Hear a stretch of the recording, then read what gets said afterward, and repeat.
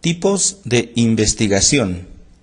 Existen diversas propuestas para clasificar la investigación, pero solamente serán útiles aquellas que cumplan con las condiciones de exhaustivo y excluyente. En este sentido, solamente 4 pueden considerarse operativas. Según la intervención del investigador, los estudios serán con intervención, llamados experimentales, o sin intervención, denominados observacionales. Según la planificación de la toma de datos, si los datos con los que trabajamos son planeados, el estudio es prospectivo, pero si los datos ya estaban registrados, el estudio será retrospectivo. Según el número de ocasiones en que se mide la variable de estudio. Si la medimos una sola vez, el estudio es transversal, pero si la medimos en 2 o más ocasiones, el estudio será longitudinal. Según el número de variables de interés, si el estudio tiene solamente una variable, el estudio es descriptivo, pero si tiene 2 o más, el estudio será analítico. Estas clasificaciones son exhaustivas porque no habrá ningún estudio que no pueda clasificarse en alguna de estas dicotomías. Y son excluyentes porque no habrá ningún estudio que pueda pertenecer a ambas categorías en estas 4 clasificaciones. 1. Según la intervención del investigador. Los estudios son observacionales y experimentales. Son observacionales si no existe intervención y los datos reflejan la evolución natural de los eventos. Todo esto ajeno a la voluntad del investigador.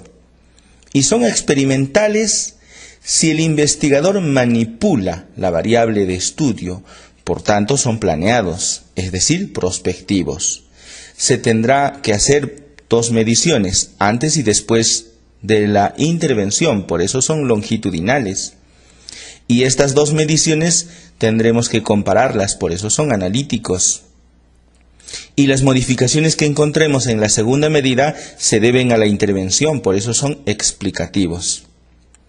Son estudios de causa y efecto, además de controlados. 2. Según la planificación de la toma de datos. Los estudios son retrospectivos y prospectivos. Son retrospectivos cuando los datos se recogen de registros donde el investigador no tuvo participación y por tanto no puede tener la certeza ni dar fe de la exactitud de sus mediciones. Se conocen como datos secundarios. Los estudios son prospectivos cuando los datos necesarios para el estudio son recogidos a propósito de la investigación. Es el investigador quien realiza las mediciones. A estos datos se les conoce como primarios, y es que el investigador posee control sobre el sesgo de medición. 3. Según el número de ocasiones en que se mide la variable de estudio, los estudios son transversales y longitudinales. Son transversales si todas las variables son medidas en una sola ocasión. Por eso, si realizamos comparaciones, se tratan de muestras independientes o grupos paralelos. Y son longitudinales cuando la variable de estudio es medida en 2 o más ocasiones. Por eso, si realizamos comparaciones entre estas medidas, se tratan de muestras relacionadas. Son comparaciones antes-después. 4.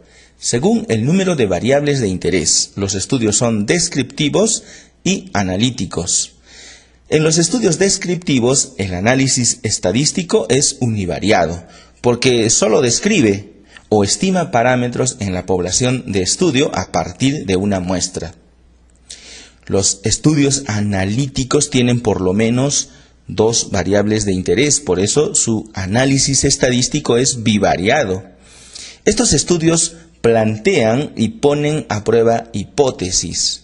Evidentemente, su nivel más básico establece la asociación entre los factores.